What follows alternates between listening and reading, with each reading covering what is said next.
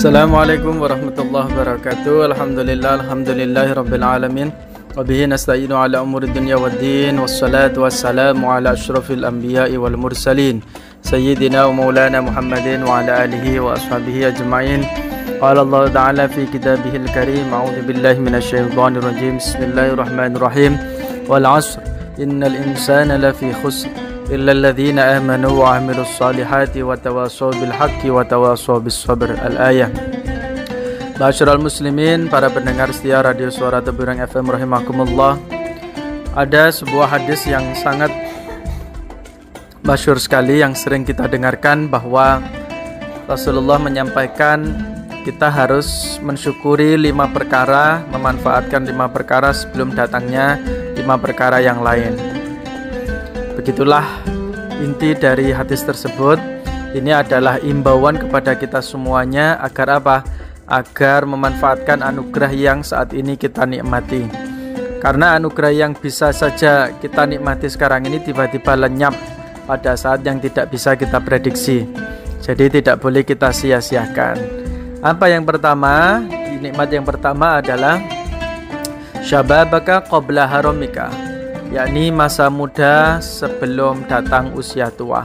Mumpung masih muda, mumpung masih kuat tenaganya, mari kita gunakan masa muda kita ini dengan sesuatu yang bermanfaat. Yang muda-muda teruslah belajar, berkarya untuk masa tua kelak. Karena jika masa tua sudah datang, kita hanya akan menyesal. Kenapa dulu waktu muda tidak produktif, ya? Kenapa waktu muda dulu dipakai minum-minuman keras? Akhirnya tubuh kita ini rentan diserang penyakit kronis. Dulu boros, kemudian malas, ya, waktu muda. Waktu lenggang tidak dipakai untuk belajar dan sebagainya, sehingga penyesalan itu datang di kemudian hari. Oleh karena itu, selagi badan kita ini masih gagah, masih sehat, masih kuat, janganlah gunakan kesempatan emas ini untuk hal-hal yang membuat kita sengsara nanti di hari tua. Kemudian yang kedua, Rasulullah mengingatkan wasihataka qabla saqamika, yakni sehat kita sebelum datang sakit kita. Sehat adalah sesuatu yang sangat mahal harganya. Setampan apapun rupa kita, sebanyak apapun harta kita, itu seolah tiada artinya jika tubuh kita terserang penyakit yang membuat kita ini terbaring lemah di ranjang. Ironisnya, banyak sekali orang yang punya kesehatan, dianugerahi kesehatan, ya, malah disia-siakan.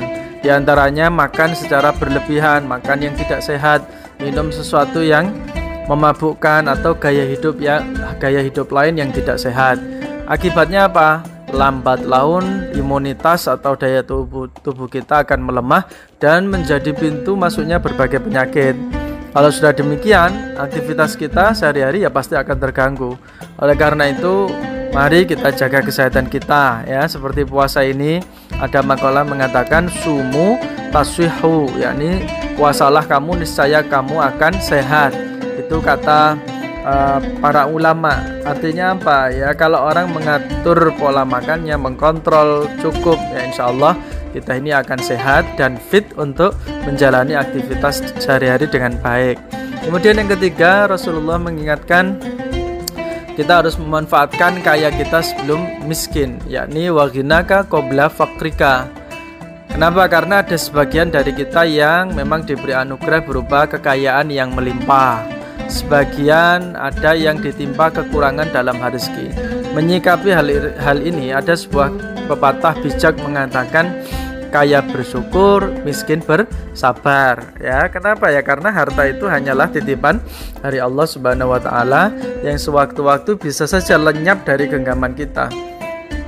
Lihat saja ketika bencana menerjang atau saat kematian menjemput, harta yang kita miliki ya sudah tidak berbekas lagi.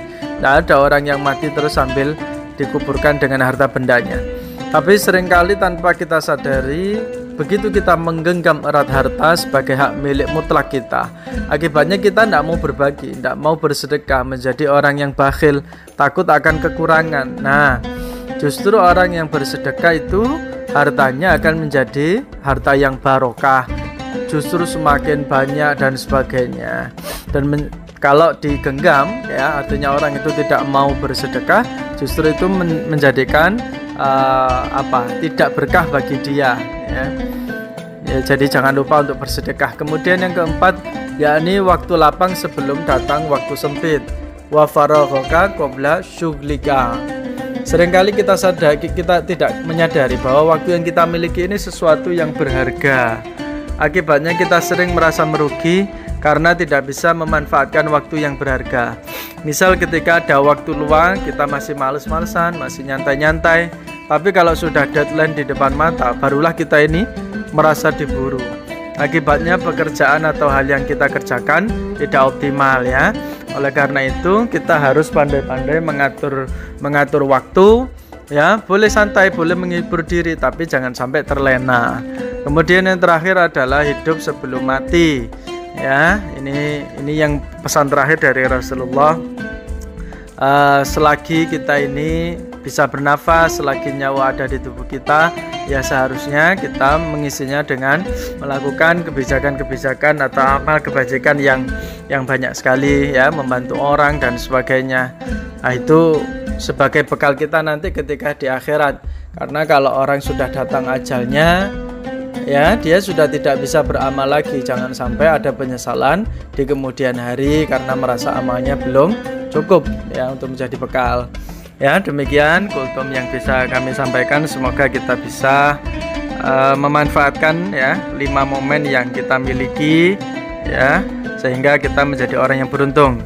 Saya Ahmad Ganjul Fikri dari Pondok Pesantren Al-Aqobah, Kuaran, Jombang, untuk Radio Suara Tebu Ireng. Ihdinas siratal mustaqim. Assalamualaikum warahmatullahi wabarakatuh.